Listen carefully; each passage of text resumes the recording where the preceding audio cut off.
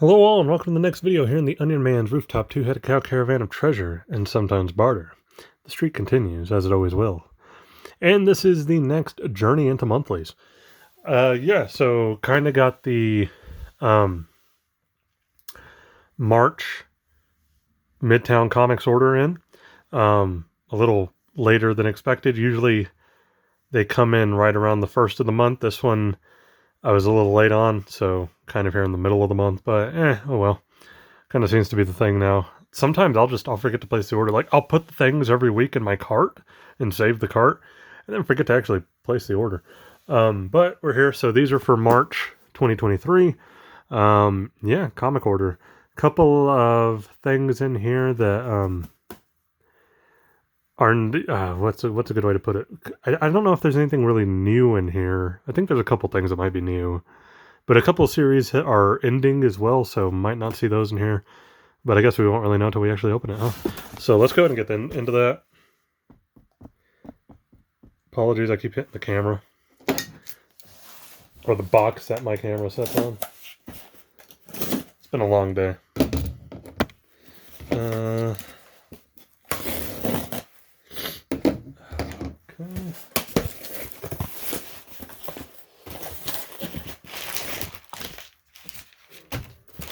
Alright. Is that a book at the bottom? It is, isn't it? Or is that just paper? Either way, there's our Midtown bag. Oh no, that's just the order form.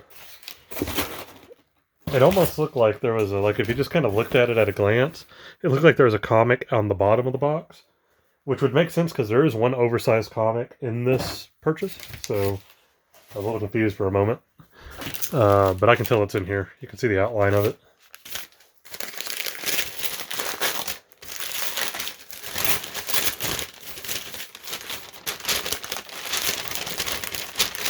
Alright, cool. First thing, that big mid-sized bag, which Midtown's getting pretty weird about putting a lot of stuff backwards in bags and boards, so let me fix it real quick. Ooh.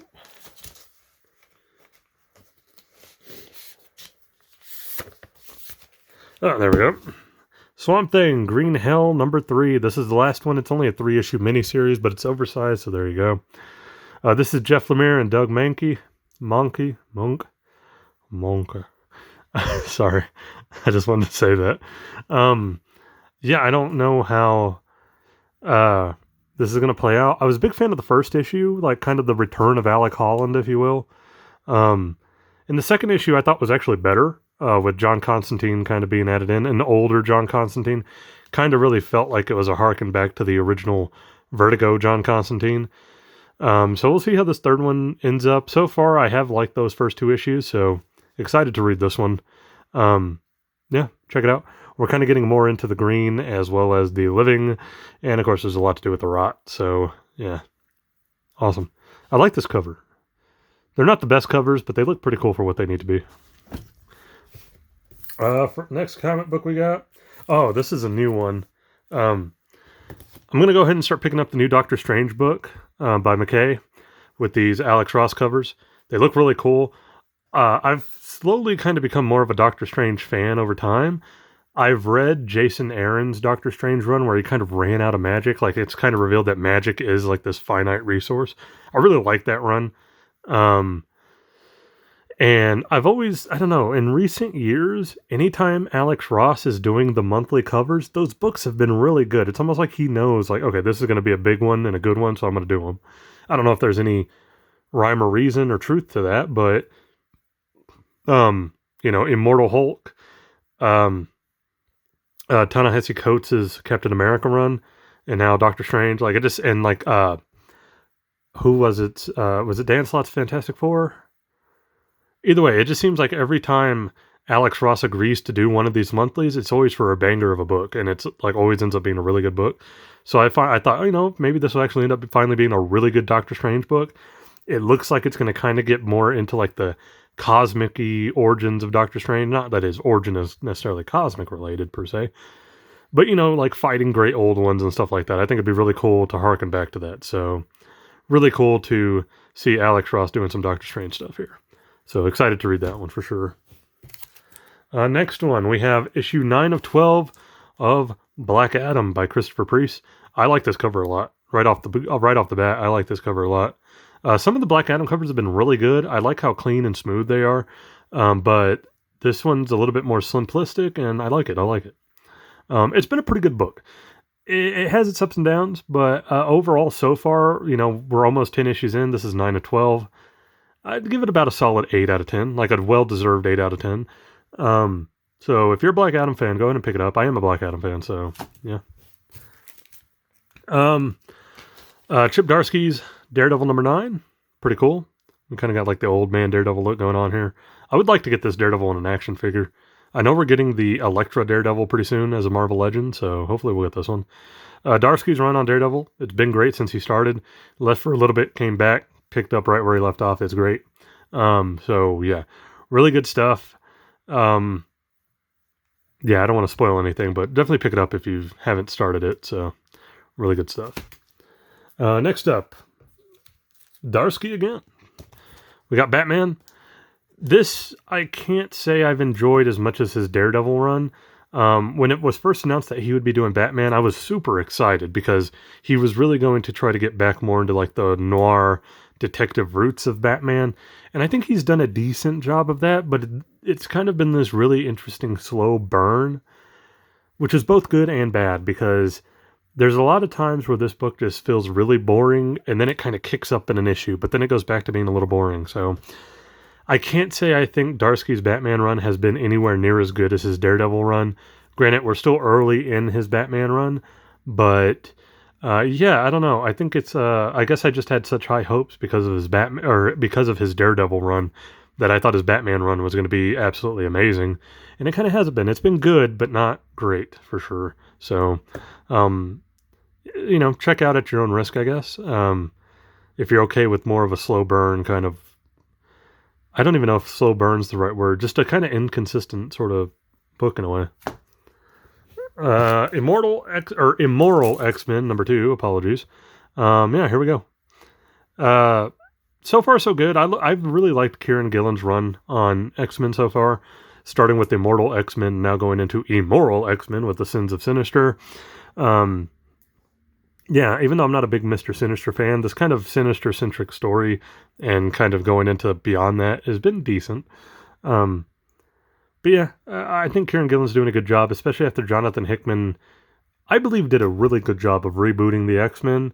So I think Kieran Gillen's done a decent job of filling those shoes. Probably not as well of an extent as Jonathan Hickman did, but it's still been pretty solid, so I can't really complain. Anytime the X-Men get anything decent, it's always nice to see because it feels like for so long they were just really bad. And lastly here we have Detective Comics by Ron V. Yeah, I really like these covers. These have been some of my favorite covers. I like this one. Oracle, Batman kind of in the shadow in the background there. Looks pretty cool. It's been so this might be a little interesting. I've actually enjoyed Ron V's Detective Comics run more than Chip Darsky's Batman run, which is very surprising because originally I would have flipped that. Because before, I was not the biggest fan of Ron V's Swamp Thing. I know it has its fans, it's pretty popular. I wasn't a big fan of his Swamp Thing, so I had really low hopes going into this, but the covers were so interesting, I ended up getting into it, and it's kind of cool. It's definitely much more a detective comic. I mean, sorry for the pun there. Sorry, not sorry. But yeah, I think it's actually a better kind of Batman story that's been going on than what Darsky's doing. And it's kind of being, if you can see up top, Cy Spurrier's name has kind of been added on the last couple of issues. I think he's kind of helping co-write it. So there you go. And I like Cy Spurrier a lot. So, but yeah, it's been really good. The covers have been great. The art in it is fantastic. And it's kind of like a Batman detective working into the deep depths of Gotham's history with a bit of a supernatural twist to it. And normally I'm not a big fan of Batman when he's in the supernatural element, but it works really well here. So yeah, I've actually been a big fan of Ron V's run here on Detective Comics, so more so than actual Batman. And that's it. Kind of a short week, or not a short week, but a short month, mainly because there was some stuff that I didn't get that I was going to get at one point, and I decided kind of against it. But again, a couple of comics that I was reading ended. So, one of those being X-Men Legends, I think is done with that Bishop little mini arc. I haven't seen any solicitations for a new X-Men Legends. Ghost Rider, I had already gotten the previous month issue kind of early. I don't know why. I don't know if I ordered it early by mistake in the last order, but apparently I did. So Ghost Rider I am still getting. It's just there wasn't one for me to get for March because I had already bought it somehow. And then, so that's still going. I am getting Ghost Rider, just there wasn't one for this month. And then Sergeant Rock versus Army of the Dead ended. It was only, I think, a 5 or 6 issue miniseries. It's over, so hey. And I think Doctor Strange is going to be kind of my supernatural kick, so happy to get Doctor Strange. Going through the covers, we got some good ones. I do like the Swamp Thing cover, but I don't think I'm going to go with that. I mean, yeah, that's going to be a contender because it's Alex Ross. I do like the Black Adam cover. Cool, but no. Same thing. Nice cover, but no. And I do like the covers for Detective Comics, but I don't think I'm going to go with this one. So we're down to these two. I always pick my favorite cover for the month. Black Adam or Doctor Strange here. I've always loved the Black Adam covers, even if I'm not the biggest fan of how Teth Adam himself has always been portrayed on the covers. He kind of looks a little weird to me. But I've always just liked the actual art and how smooth and crisp it kind of looks. It's hard to pick against Alex Ross, though, so I'm going to go with the Doctor Strange cover, especially with the kind of Jack Kirby-esque color schemes and the kind of Cthulhu monsters in the back here, these great ones. I don't know what they are, but there you go. I like it. There's a lot going on, but it's not messy. It's really clean. So, yeah, Doctor Strange issue number 1 cover, pretty awesome here. Really happy for it. I hope it's a good book. I haven't read any reviews. I didn't want to spoil anything for myself, so definitely going into this one blind and hoping it's as good as I remember the Jason Aaron run being.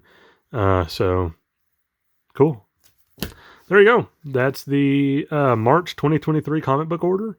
And yeah, cool beans. That's going to be it for this video. If you like the video, please like, comment, subscribe. I always appreciate anybody who does, but you do not have to if you do not want to. So yeah, cool. Thank you. And I'll catch you guys next month when we do another Journey into Monthlies.